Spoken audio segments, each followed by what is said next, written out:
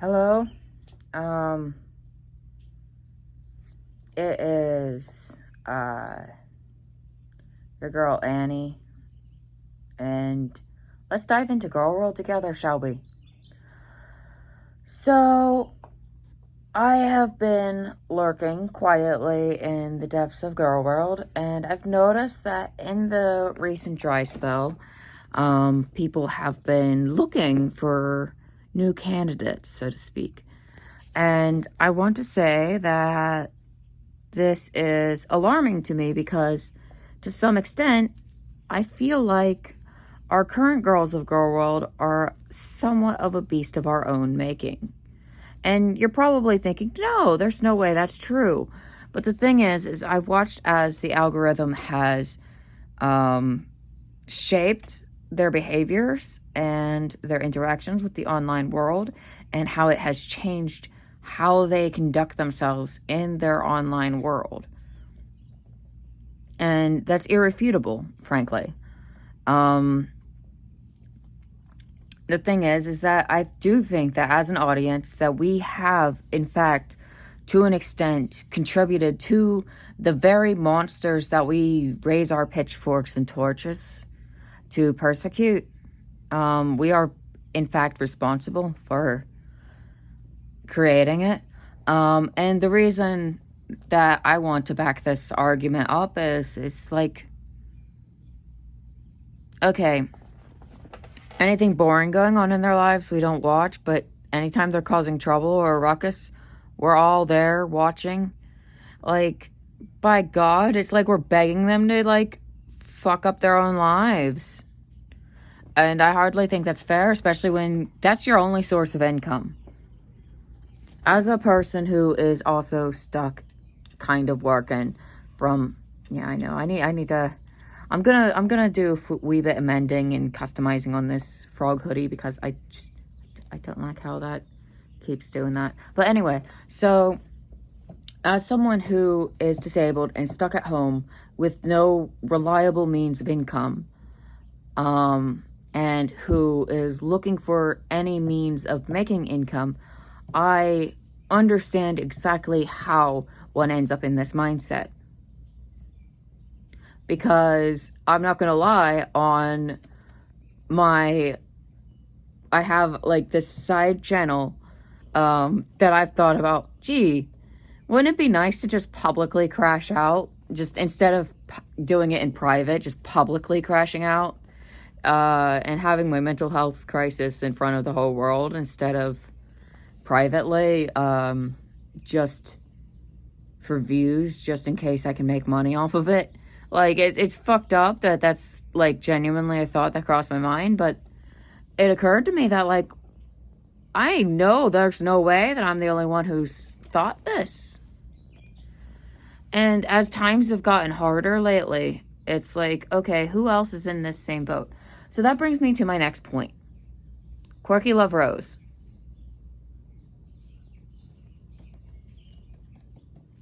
So, Omegon has done it.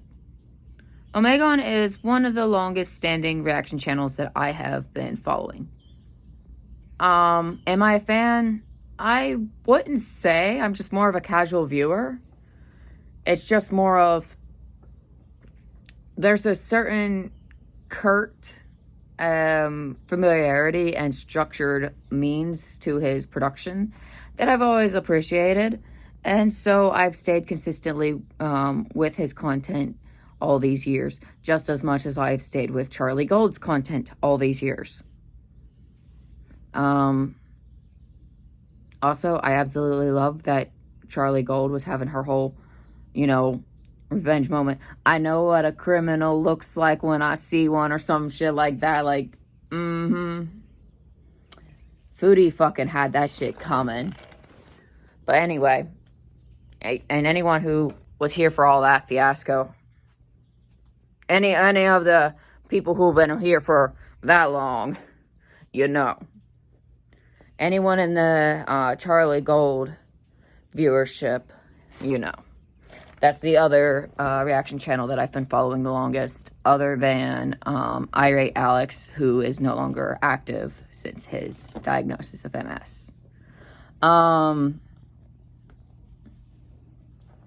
So here we are, and Quirky Love Rose uploaded a video declaring that she was going to quit YouTube. And I remember on my personal vlog, I had been asked by one of my viewers what my opinion on her was, because they noticed some certain behavioral similarities between her and Amber Lynn. So, of course, I looked into it. And I decided that while, yes, they had some valid points, I couldn't help but notice how much of this is of the audience's making. How much of this is us trying to create another Amber Lynn for our own entertainment, and her just following suit because it's what the audience wants, and that's what makes money. So she's been streaming, despite quitting YouTube. She's been streaming semi-regularly throughout all of this. And furthermore, primarily, she's been doing a lot of eating and cooking content. Mukbangs. Sounds familiar, don't you think? So, Omegon brings this up and criticizes it and says if the shoe fits, we've got another Amber Lynn. Or some shit like that. I don't know. I didn't really bother watching the rest of his video. Frankly, I found it all to be quite redundant and dull, as I won't lie, I only really follow him for the end of year reviews because those are very well made videos, but his commentary in the present usually is quite shite. Mostly because it doesn't really feel like it adds much to the conversation, other than some witty, mean, underhanded comments that don't feel like they actually do much constructively or helpful as far as adding to the dialogue at all goes. There's nothing constructive really going on there. It's really just, hi, I'm saying a mean thing because I can. And it's like, congrats, buddy.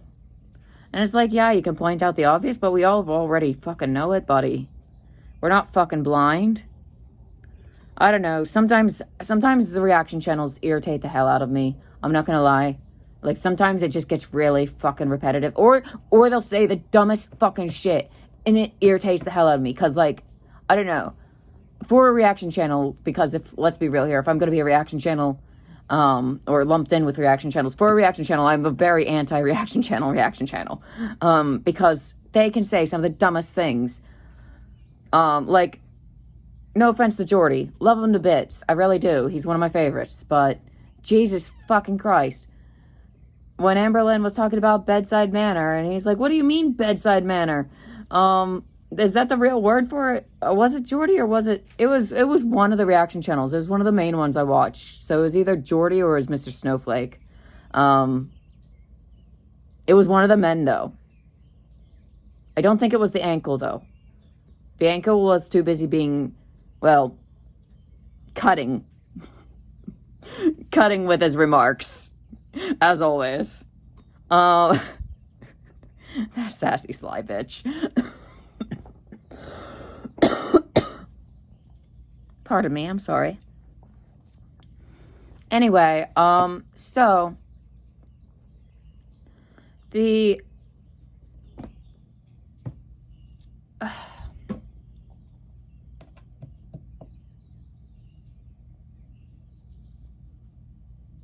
I forgot what I was saying. Hang on a second.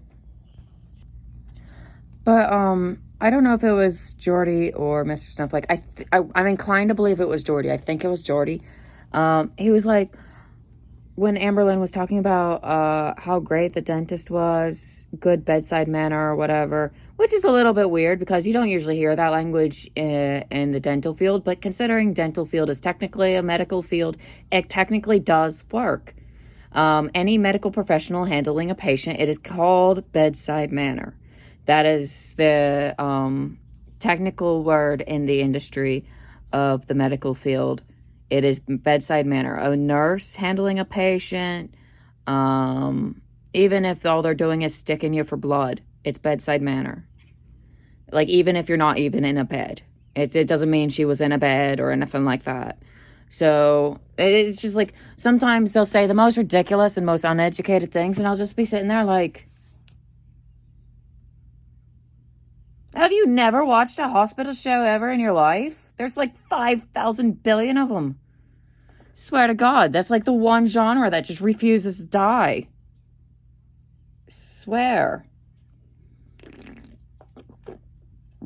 But anyway, I mean, it helps that I'm also, planning on becoming a medical student. So I suppose that gives me an advantage to hold on to the information, which is valid, I suppose. But the thing is anyone who's ever been to a doctor usually generally will know this or interacted with the medical field. So it was very interesting. And I suppose it is weird to hear it in the context of a dentist. It is very off-putting at first, but that was a weird thing for him to say. But yes, I do think that it like, times are presently hard, and I do feel like there is a lot of pressure right now for the girls to fit a very specific pattern for the audience's amusement and entertainment, for them to continue to get views and continue to, make money. And during this time, it's more crucial than ever, as the economy is kind of, shite. That it feels more pertinent. It feels more crucial than ever that they earn the money. And I'm sure that it feels that way to them, because I know that's how I'm feeling. So I just want to say that I suppose this is my ardent defense of Quirky Love Rose.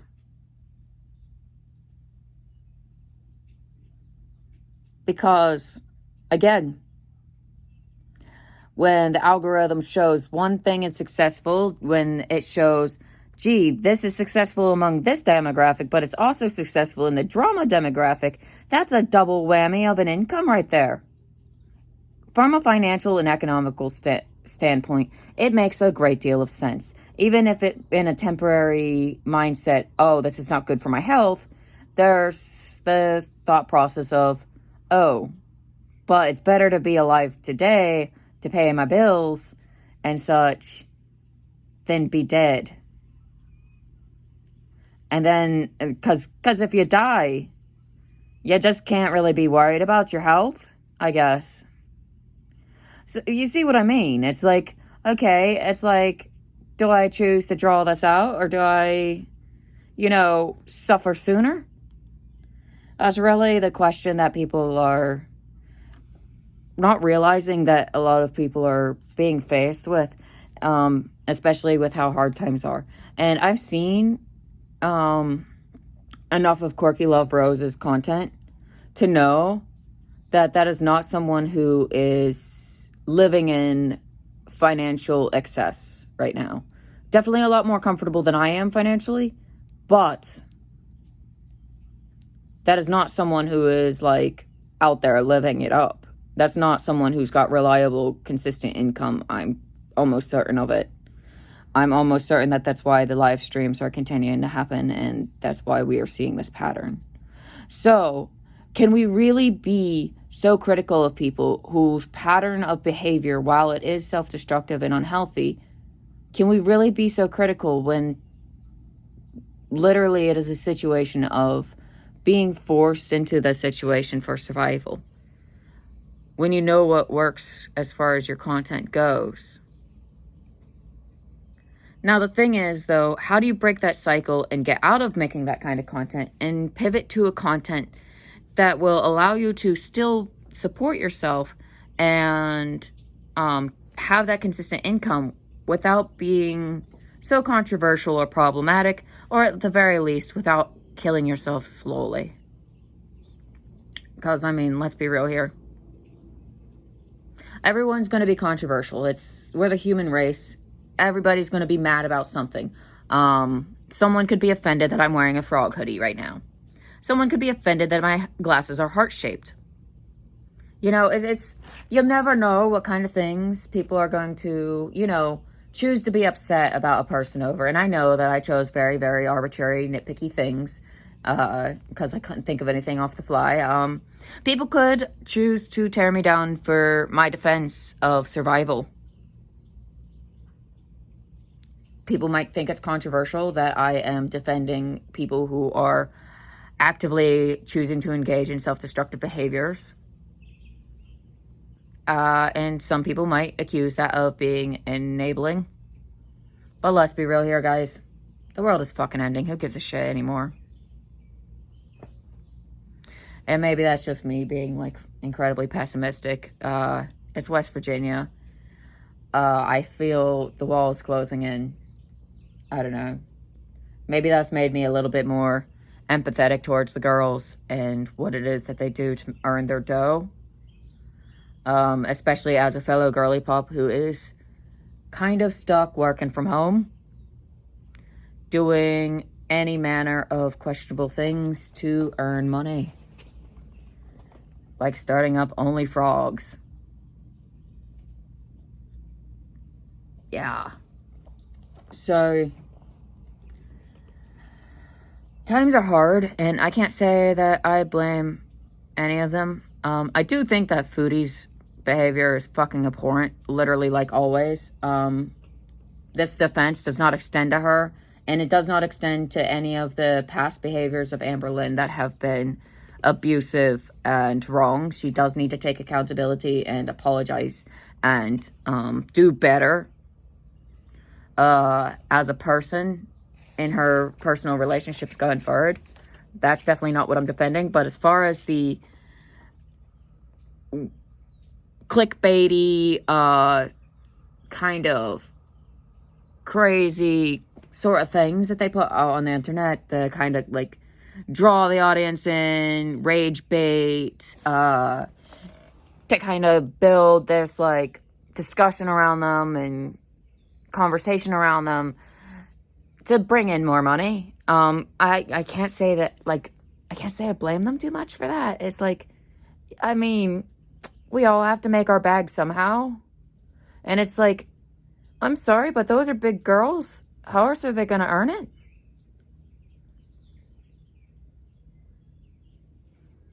I mean, could definitely be a little bit better about things. And Amber Lynn should definitely be a little bit nice, more than a little bit, a lot nicer to her mom. I won't deny that. I actually quite like her mom. She seems sweet.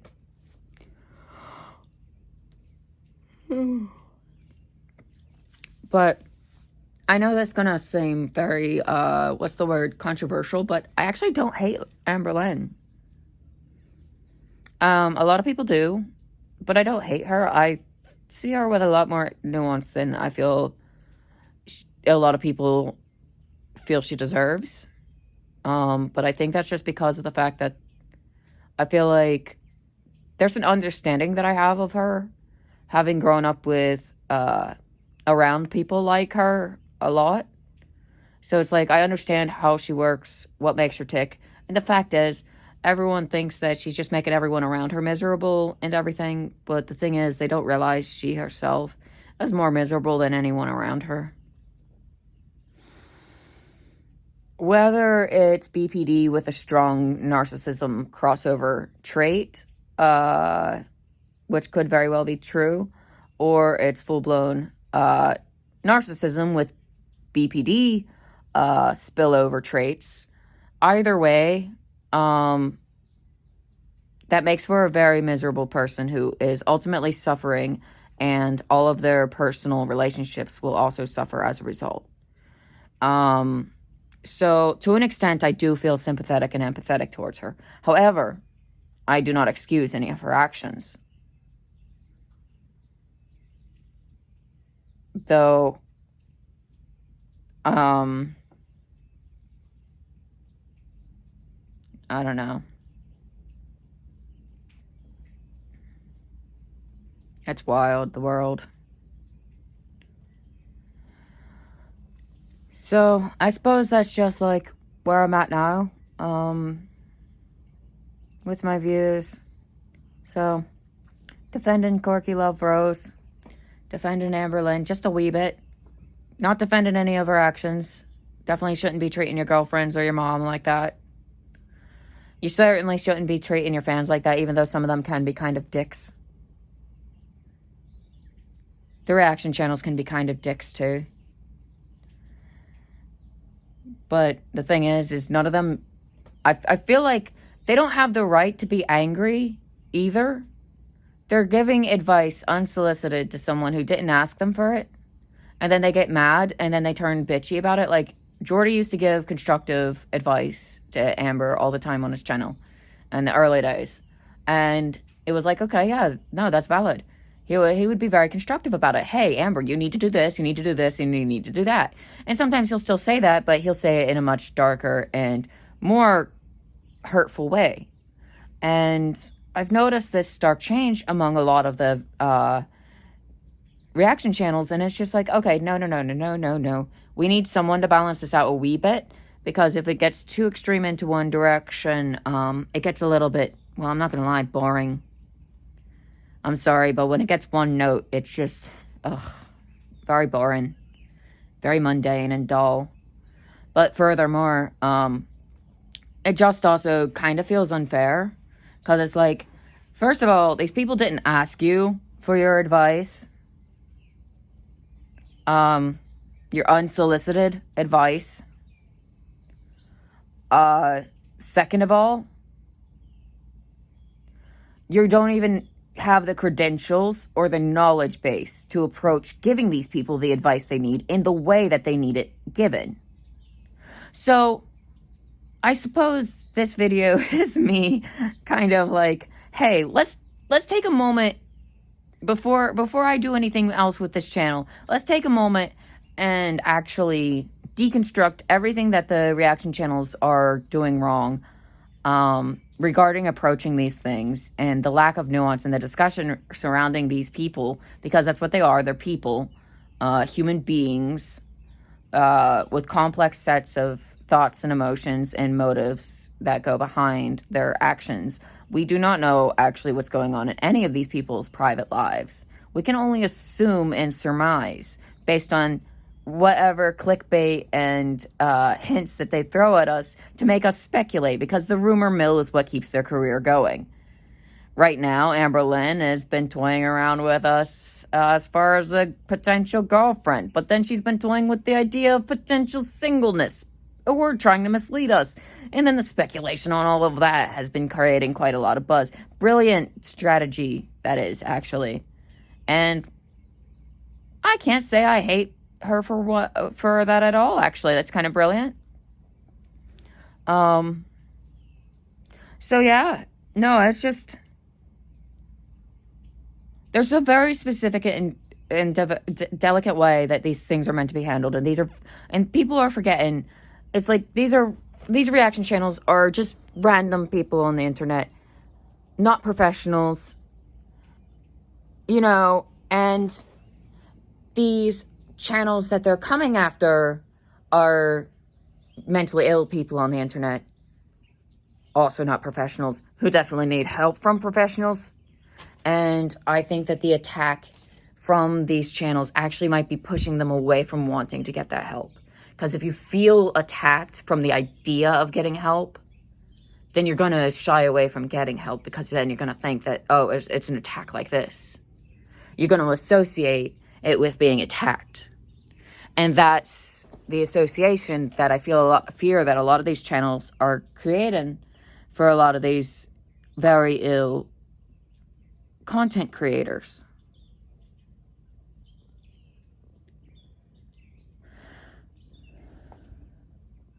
And I feel like there needs to be a lot more nuance in the discussion. So let's do that. Let's open up the floor for some more nuance in the discussion. Because let's be real, this is about mental health. This isn't some lol-cal drama bullshit. This is about mental health and psychology. This is a medical situation, first and foremost. And I'm tired of everyone being like, drama this, drama that, drama this. Like, quit being so drama fucking hungry. If you want drama, go watch some stupid, insipid show. There are so many drama shows that you can watch I mean, God, there's a whole category of medical drama, if that's really your particular fantasy. You want real life type of medical drama and stuff. You want the weight kind. 1,000-pound sisters, 1,000-pound best friends, family by the ton, 600-pound life. Various other, many other shows are springing up about obesity and weight loss. So these discussions are available for us without us necessarily needing to be in the comment section of mentally ill people, attacking them and stuff. And like I said, and it's like, okay, yeah, while there's some criticism that is valid, a lot of times it's just really just disgusting, cruel jokes that at this point, hello, it's rotting. Jesus fuck. You know how fucked up that is? That was the top comment in Amber Lynn's video about her tooth, by the way. And multiple reaction channels read that comment out and laughed like it was the grandest thing they'd ever seen. And I'm not gonna lie, it caught me off guard as well. But it was more of a shock kind of thing than anything. It's more of a, oh wow, I can't believe someone would say that. More than a like, I don't know, maybe it's just me because like multiple people in my family have actually just been that big. Is it maybe maybe I'm just like more empathetic? Because it's like, yeah, your body does fall apart. And it's like, why are you guys making fun of like the very real medical complications that come with being of this size? This size is very debilitating. Going to the dentist regularly is very difficult. It takes a lot more energy than people realize. Even for someone of my size, going to the dentist is very difficult. And I'm just a regular sized person. Proportionate. I'm disabled. And proportionate. Adding additional weight to my frame, I could not imagine how much harder it would be to go to the dentist.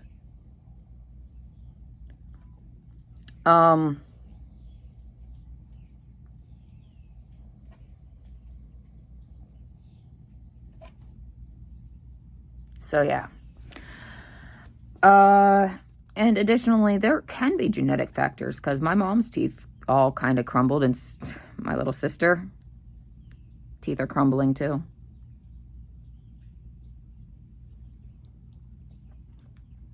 But yeah. So I really do think that a lot of these channels need to kind of calm down a wee bit. I do, however, I will make one exception to this. Charlie Gold. Charlie Gold is a real one. She is a real motherfucker. Okay? Because not only does she get it, she'll be honest about it.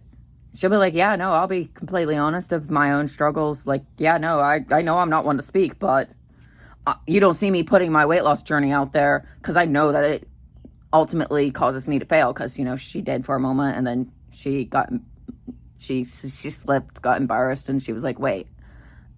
She recognized, hey, wait, putting my weight loss journey on the internet like that is actually not healthy for me. And so she didn't. You know, she recognized that pattern within herself, and instead of continuing to do it like the rest of the girls did in continuing that cycle, she put a halt to it and was like, okay, so here's how we're going to do this. And I think that's kind of really intelligent and very commendable. She also tends to listen to the feedback her audience gives her very well. I actually quite love her as a content creator, and I've been a loyal fan of hers since like, I don't know, 2019, 2020-ish. Like I've been around for a good while. I remember, oh my God, it was oh wow, it's been a hot minute. I was standing in my old apartment in Steubenville. That's how long it's been. And Irate Alex was still making content back then. Oh my God. he was just unhinged. That was when I was first getting into Girl World, so I didn't have any idea of any of this shit yet. I didn't watch any of their content directly because it used to trigger me. But I would watch reactions to them because the reactions would not trigger me. And that was my introduction into Girl World. And so now their content itself does not trigger me anymore like it used to. Thank God. And now I feel that I know them very well from like a psychological standpoint. I understand them pretty well. I don't know them as well as, say, maybe like someone closer to them might, but for someone who's an observer on the outside, I'd say that I would like to think I understand them pretty well. Like I said, I've got family just like Amber Lynn. I've got family just like Chantal, personality and all. It's truly a disorder. The whole personality thing. It's really a problem. It's a sickness, and I promise you, they put out this face like they're super happy and content with themselves and they love themselves, and that's the narcissistic facade. They make it seem like they're the greatest thing on earth, greatest thing since sliced bread, but behind the scenes, they're really just trying to hide the fact that they feel completely inadequate and like a fraud, and like nobody will ever love them really, and that they don't matter. I watched my dad combat these kinds of feelings my whole life, where he kind of just like would speak all these grandiose things of himself that weren't even true. That's the thing. It always was exaggerations of greatness that weren't even true. And it was always this lie, this flimsy facade to try to boost himself up. He's trying to do it externally to where he tries to convince you that it's true, but he's also trying to convince himself that it's true. So the thing is, narcissists don't actually love themselves as much as everyone thinks. They actually hate themselves a great deal, and that's the misery of being a narcissist. You live in this lonely, isolated world where you are fixated on being your best self and can never, ever achieve it because you hate yourself. And you can never be happy because you don't know how. You don't know how to break the cycle. You don't know how to get out of it. My dad still doesn't know how to get out of it. The thing is that there's so much stigma around it that a lot of people don't get help for it. So even anyone who displays the tiniest bit of narcissistic traits don't get help because of the stigma. And so they're left stuck in this cycle of quiet suffering. And then that ends up causing those around them to be negatively impacted, whether they mean to or not. Because in their silent suffering, they're kind of, end up bringing it on to those around them as well, to some extent or other, whether intentional or not. And of course, there are varying levels of narcissists, but I'm talking about the kind of behaviors I see in Amber Lynn are very, very, very similar to those I see in my own father. The indulgent behaviors around food, the refusal to take responsibility for one's own actions, the tendency to blame external components for personal shortcomings, the feeble attempts to cling to ideas of grandiosity. And, then there's also the fact that there's this tendency of not bathing that they have in common, which is very interesting parallel to draw. So it's very interesting. And then there's the fact that I can see through both of them. And the thing is, I know how to approach both of them and how to talk to both of them in a way that is actually helpful. Do I talk to my dad in the way that's helpful? Hell no, I hate his guts. But with my dad, it's also different.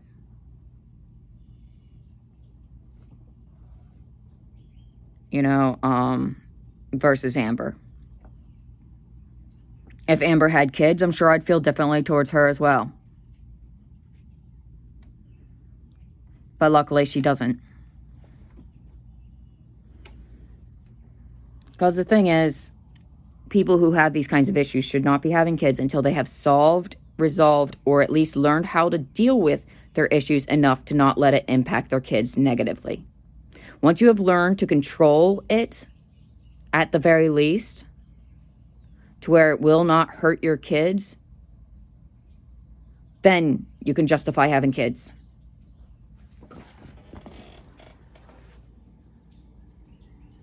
But yeah, it's something that I'm very well, I don't know, familiar with. I've been in the trenches. And I've been observing her for years, and I'm just like, oh wow, it's just like my dad. And it's like, except unlike my dad, she's actually a lot more benign. She's actually the more tame version of my dad, which is why I don't hate her nearly as much. It's like, yeah, she's like my dad, but she's mostly the self-destructive sort, whereas my dad is kind of much more outwardly violent. And that's the difference between a male person with these kinds of issues and a female person with these kinds of issues. There will be violent outbursts in either case, sure, but it seems to be more prevalent with males, or especially my father, who's got a fucking complex about his masculinity.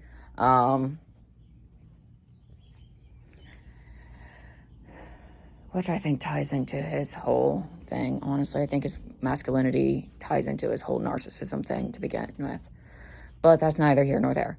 But the thing with it is we do need to be approaching things a little more gently when it comes to these things. So if we're going to be accusing people of being a narcissist, we need to be more gentle and more understanding in the discussion around it, and less attacking and accusatory, and less stigmatizing. Because the thing is we're not helping anyone.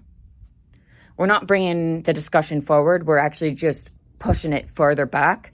We're causing people to be more afraid to get help, more afraid to reach out. And we're causing further stigma that actually might set back the psychological and medical fields further by continuing to perpetuate these stigmas even.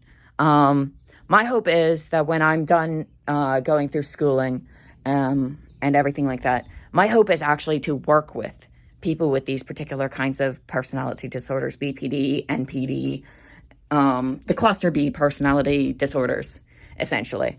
Because of the fact that most psychological and medical professionals actually actively refuse to work with these people. There are some people who will not work with you if you have any of these diagnoses on your chart.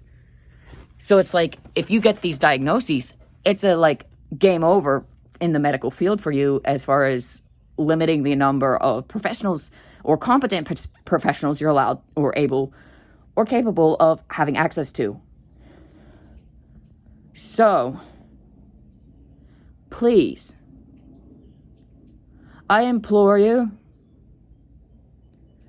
have more grace around these mental health topics. I don't care how much you hate Amber Lynn.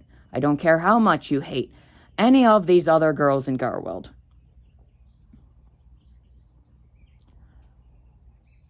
These conversations have real consequences, not only in Girl World, but outside of it as well. By perpetuating these stigmas, we are only making it harder to have these conversations with people who really need to have this conversation. And if Amber does indeed have narcissism, or narcissistic personality disorder, that is, or even just narcissistic traits tied into her BPD, that allegedly, I say allegedly because I'm not a professional as of yet and cannot actually diagnose, but if I was to go with a theory, if there's BPD, it's got narcissistic traits. If there's narcissistic personality, it's got BPD traits. There's a lot of bleed over between those two disorders because of the fact that they are both cluster B trait heavy personality disorders. So, and both have a lot of stigma of very much the same kinds, frankly. So if we're going to have these conversations, we need to be willing to have them in a much more graceful manner, because we are going to have consequences for these conversations on people we do not mean for it to. We might be intending to be mean to Amber Lynn or whoever, but what other person might be suffering right now watching the content and tearing themselves to bits because they mirror a similar self-loathing kind of pattern of behavior, where they put up this facade where they lie to themselves and everyone around them about their grandiosity, because deep down inside they can't face the fact that they hate themselves because they feel like they are nothing.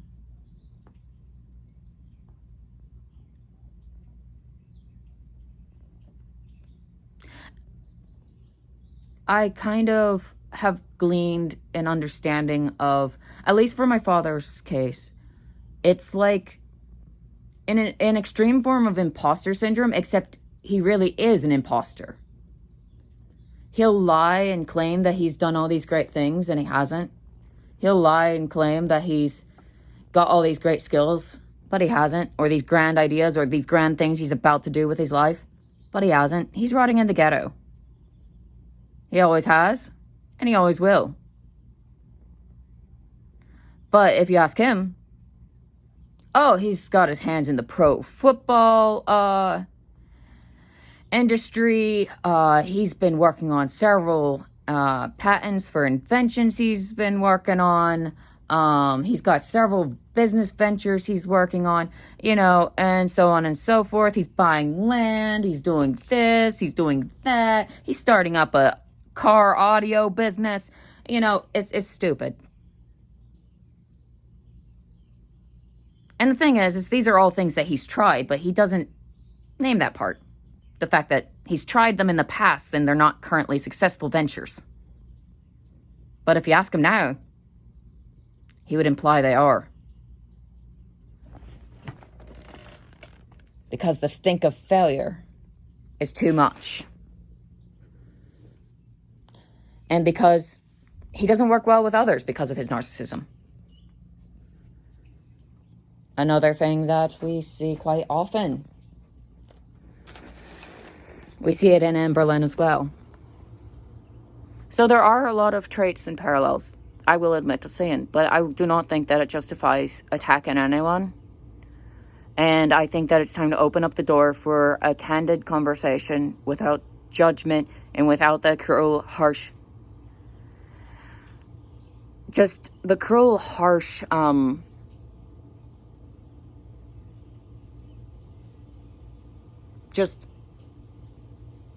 abrasiveness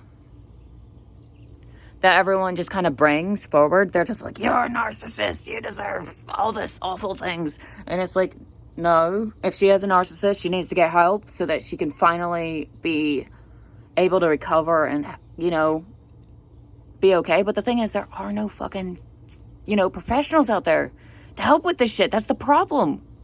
So this continuous cycle of stigma has actually become a feedback loop that has become highly problematic. So if she is in fact a narcissist, what do we expect her to do about it? If there are no professionals presently who are willing to help people of this sort or who know what they're doing, what do we expect her to do about it?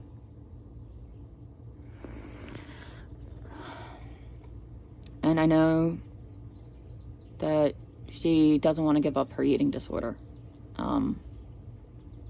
Those are very hard to give up. When you have nobody else in the world and everyone else hates you, you often can feel like your only friend is your disorder, your self-destruction. In the end, I might be alone, but in the end, I will die in the arms of my disorder.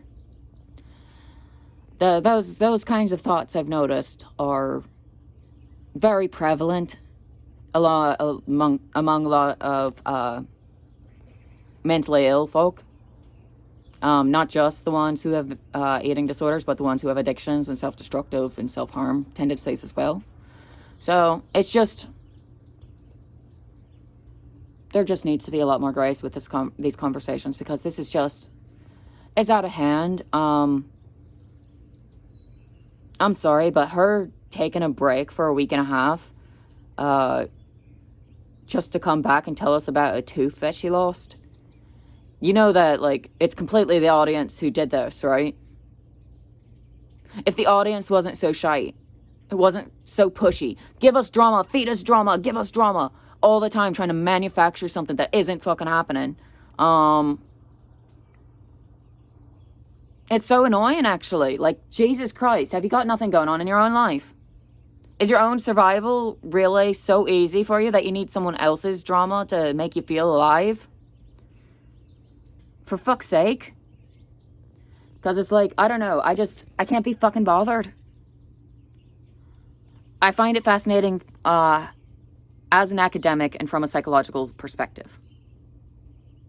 But I think that it's fucking awful, the community that we have here. And I'm fucking sick of it. I really am. Because it's like, you know what? Stop shitting on these girls for things that, like, yeah, they have a disorder. It's a disability. Yeah, it's a mental disability. Having an eating disorder is still a disability. That still counts. Being depressed is a disability. Like, sure, you can have episodes of depression. That's not what I mean. But, like, having serious, like, a serious depressive disorder that is ongoing and persistent, that can be a disability. That can be disabling. If it is a disabling mental health situation, then it is counting as a disability. And if the mental health situation impacts you physically the way that an eating disorder does, the way that their eating disorders impact them, then yeah, it's a fucking disability. Stop being so fucking ableist. They're sick. And I'm tired of there being a double standard. It's like, oh, one kind of sick is dainty and frail and angelic, and the other is greedy, gluttonous, and disgusting. No, they're both sick and they're both dying. And they both need help. Both ends of the spectrum. But yeah, like, seriously, I'm just so dead tired. Feed us drama. So then you make her disappear for a fucking week and a half. And then I'm dead bored for a week and a half because my girl's not uploading. And then I'm sitting there like, oh God, I hope nothing's happened to any of the animals. Because then everyone starts speculating.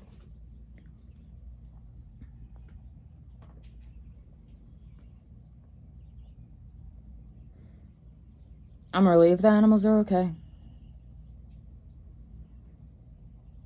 But this shit in girl world has got to stop. It really has. It's exhausting. It's just, there's so much toxicity. It's just, I don't know. Maybe it's just me as a disabled person who's getting annoyed. Oh, you're homebound. You don't do anything. Yeah. You could say that about Amber, but, like, I can relate. I'm also homebound. I don't do anything. My life is boring. Should I stop my vlogs too? Should I shut up? Should I just disappear into the ether? Does my voice not matter? Does anything I say not matter? Is that what is being said? You know, it's like, I know that that's not what's being said, but the thing is just like a lot of their viewers, I'm disabled, I'm mentally ill, and I can relate to a lot of their struggles. Maybe not the parts where I'm like, you know, an awful person to my partners, because Jesus fucking Christ, I'd sooner gouge out my own eyes. The worst thing that I will do to my partner is die. As a result of one of my various health complications, no doubt.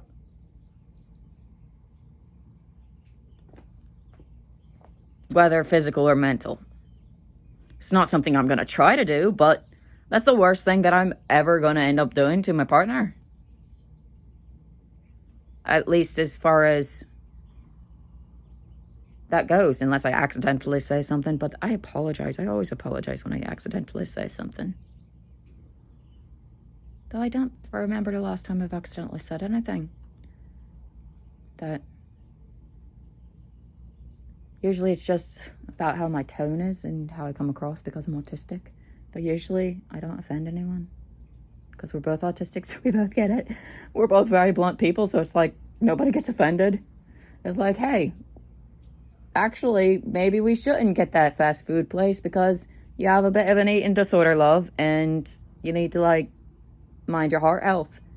Because, you know, my partner has a heart condition and does have a wee bit of a issue with the overconsumption side of eating issues. So, like I said, and that can come across a little bit harsh, so I will always apologize after saying it.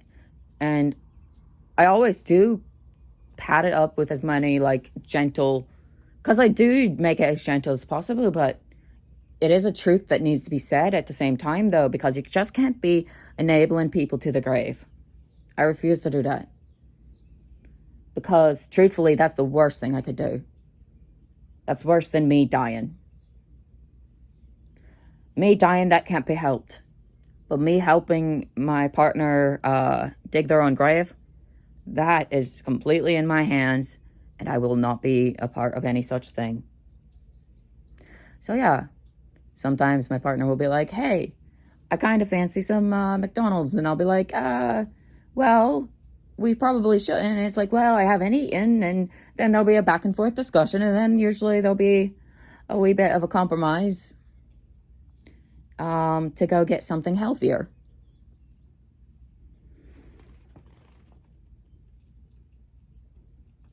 Well, yeah. That's all I wanted to say, really. It's just, girl world needs to shut up. The reaction side sometimes just needs to shut up. Sometimes y'all are just mean for the sake of being mean. And I get it. That's what your audience wants. They're here for the blood. They're here for the drama. That's what they want. They're frothing at the mouth for it. I get it. But imagine. Pardon me. Imagine if you were mentally ill online and just trying to have an outlet to vent because you're dead alone in the world and you have nobody. And you've got this wee outlet for yourself. And the one place where you're trying to cultivate a safe space for yourself, you're just constantly attacked. Like, I know that's not actually how it is. I know it's much more nuanced than that, but from their perspective, that's how it reads. So what we need to do is change how we approach it. We got to approach it gentler so they don't feel attacked. The crucial thing is how we make them feel. We cannot make them feel attacked. We have to be gentle and constructive about it. Because if they feel attacked, the walls will go up and they will close themselves off and they will not be receptive to anything you say. That is a guarantee. I know it from experience. Like I said, Amber Lynn is a lot like my dad. Just less violent and awful, actually. Yeah, it's like she's awful because she's a compulsive liar and manipulator, but truthfully, and on occasions she's been physically violent, but like, truthfully, I promise you, it gets worse. And the thing is we do not want to push her to worse. The thing is, we can make her worse as an audience, as a community. And I don't want us to do that. But anyway, so that's all I wanted to say. Sorry I waffled on. I got a little bit sidetracked a wee bit. ADHD brain, you know how that goes. I'll catch you guys in the next one. If you like this video, give it a like, comment, subscribe to join the frog army. Next time God calls upon us for another frog plague, we will be ready. And of course, don't forget to take care of yourselves, take care of your mental health, show your fur babies some love, especially for me, because I don't have any right now, and I desperately want one. It's just homeless people really shouldn't be having pets, I suppose. And with that, Captain Plague, our leader of the Frog Army, says farewell. Bye.